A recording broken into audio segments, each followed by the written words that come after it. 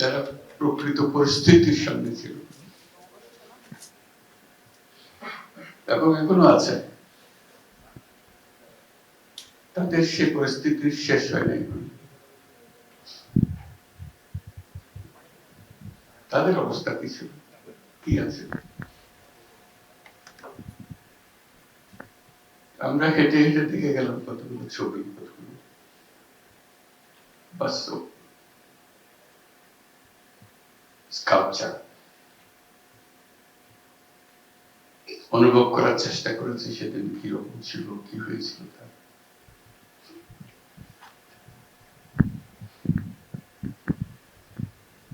যারা এখানে দেখতে আসবে এগুলো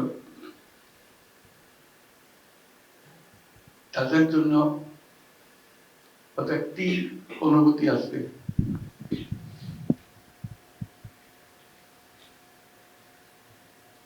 যে বাংলাদেশের সর্বনিম্ন বিন্দু কি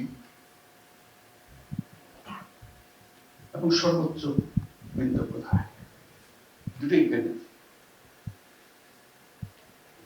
সর্বোচ্চটাও দেখি, সর্বনিম্নটাও দেখি।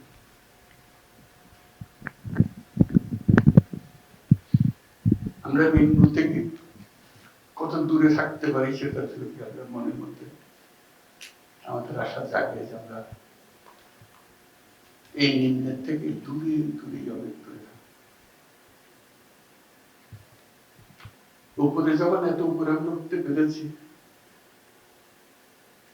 আমরা আসমানও ছুঁতে পারি। এবার সেদিন মনে আসি এটুকু শুধু দেখার। পৃথিবীতে বহু জাদুঘর আছে, বহু মিউজিয়াম আছে,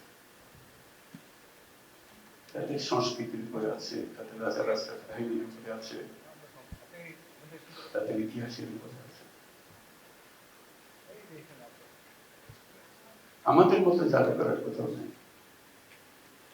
জীবন্ত একটা জিনিস উপভোগ করে যারা এই জাদুঘরের উপজীব্য এখানে যাদেরকে আমরা দেখতে আসি, তারা এখানে বসে আছে। তাদের কবর এখনো টাটকা।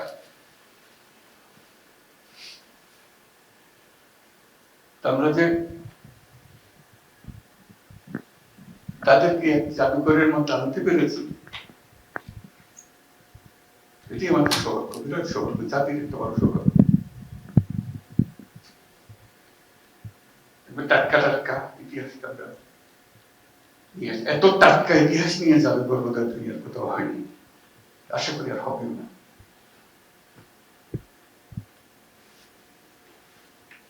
রক্ত না শুকাতেই জাদুঘর করে ফেলবে দেখানোর জন্য। তার প্রতিটি জিনিস যেগুলো দেখছি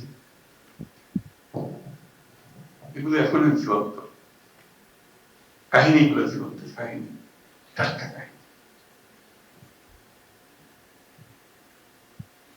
আমি একটু আগে যেটা বলছিলাম আবার বলি, যে প্রত্যেক বাংলাদেশি যেন একবার এই জাদুঘরে একটা দিন, পুরো দিন একা একে, বন্ধু বান্ধব নিয়ে না, সেটা অন্য জিনিস, একা একে একটা দিন কাটবে, শুধু নিজেকে জিজ্ঞেস করার জন্য যে আমি কে, আমি কোথায়, আমি কোথায় যাবো, কোথা থেকে আসছি। এটার জব এখানে আছে। নিজের জব নিজে খুঁজে বার করবে, কত লিখে দেবে না যে এটাই তোমার জব। এবং জাদুঘর যারা পরিচালনা করেছেন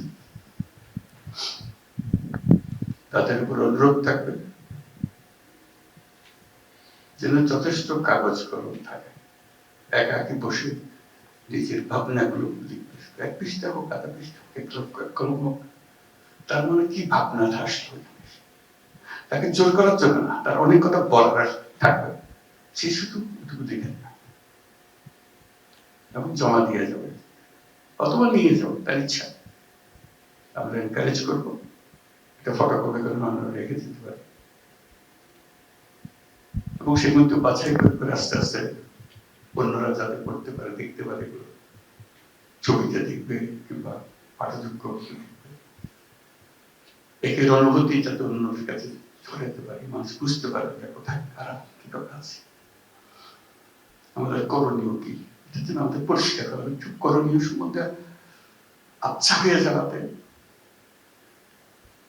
আমরা একে সন্দেহের চোখে দেখে কিছু যদি পরিষ্কার হতো তো সন্দেহটা থাকতো না। এটা তো পরিষ্কার জিনিস, এতে কারো সন্দেহ করার কিছু নেই।